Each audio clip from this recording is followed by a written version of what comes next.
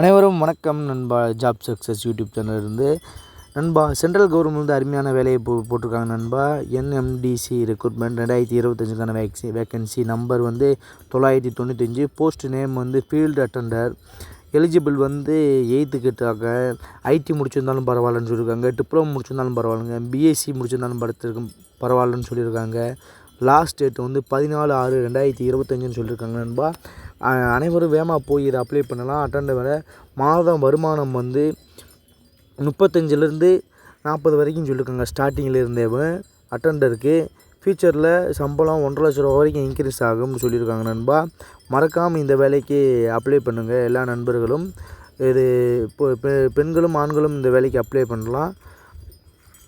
நன்றி நண்பா. Job success YouTube channel நன்றி.